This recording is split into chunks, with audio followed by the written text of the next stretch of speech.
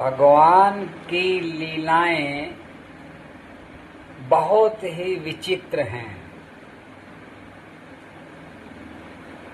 एक बार एक व्यक्ति ने भगवान की बहुत तपस्या की और भगवान को प्रसन्न कर लिया, और भगवान को प्रसन्न करके उस व्यक्ति ने भगवान से बहुत सारी सुविधाओं को मांग लिया। अंततः वह व्यक्ति राजा हो गया। अब राजा हो गया तो जो उसने भगवान से डिमांड की थी कि हर तरफ मेरा नाम हो, अब राजा बनने के बाद उसकी इच्छा जागृत हुई कि मेरा नाम कैसे हो, मुझे कैसे पता लगे। तो अब उसने ऐलान कर दिया कि सब मेरा नाम लें, मुझे माने। जो ईश्वर की भक्ति करते हैं, जो ईश्वर का ध्यान करते हैं, अब उसने सोचा कि जब भगवान से मैंने इतनी ताकत ले ली है, मैं राजा हो गया हूं, तो अब अगर कोई दूसरा व्यक्ति भी भगवान की पूजा व तपस्या या ध्यान या सिमरन करता है तो वह भी तो भगवान से इतने सुख सुविधा या कुछ भी मांग सकता है, वरदान ले सकता है, और कहीं वह मेरी बराबरी पे ना आ जाए। तो उसने ऐलान कर दिया कि आज के बाद सब मुझे ही भगवान समझें, मेरा ही नाम लें, क्योंकि मैं राजा हूं। प्रजा, आम पब्लिक, आम नागरिक, उन्होंने कहा राजा का संदेश है, राजा की आज्ञा है, राजा भगवान जैसा ही है। बहुत सारे लोग, बहुत सारे नागरिक भय से कि कहीं हमें राजा के सिपाही पकड़ के ना ले जाएं, वह राजा का नाम लेने लगे।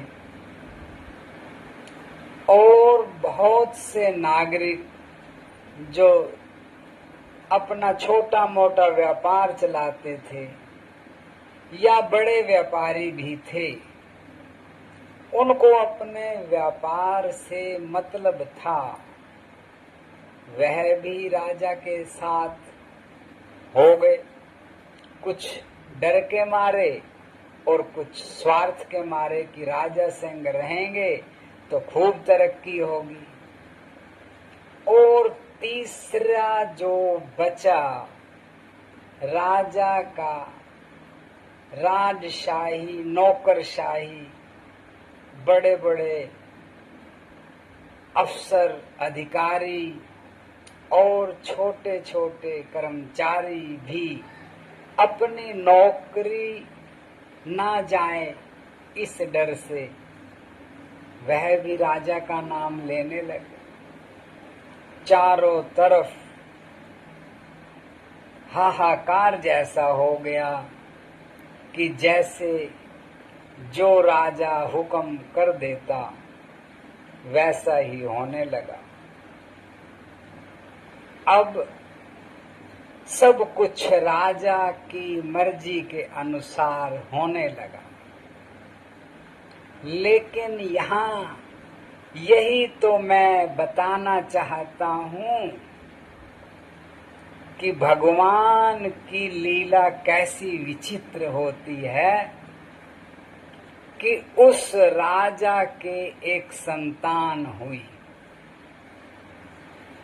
और वह संतान भगवान की मर्जी से भगवान के भगत ने अवतार लिया उस राजा के घर में। देखिए भगवान की विचित्र लीला कि जो व्यक्ति हर जगह और हर समय अपना नाम चलाने की कोशिश करता है, उसके घर में ही भगवान ने उसका विरोधी पैदा कर दिया।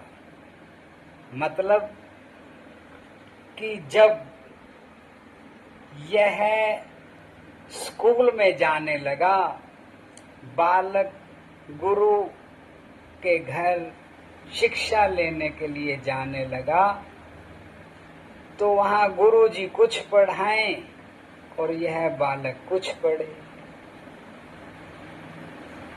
जब राजा को इस बात का पता लगा तो गुरु को वार्निंग दी गई कि इसकी शिक्षा ठीक ढंग से करें। कि जब वह बालक नहीं माना, क्योंकि वह भगवान का भक्त था, भगवान का अवतार था और भगवान में विश्वास करने वाला था कि जो कुछ भी करते हैं वह श्री हरि की कृपा से ही होता है। जो भी सत्ता है वह श्री हरि की ही है। हम सब उसके बालक हैं, वही हमारा पालक है। तो क्या हुआ कि उस राजा ने बार बार समझाने पर भी जब वह बालक नहीं माना, तब उस राजा ने उस बालक को मरवाने की भी कोशिश की।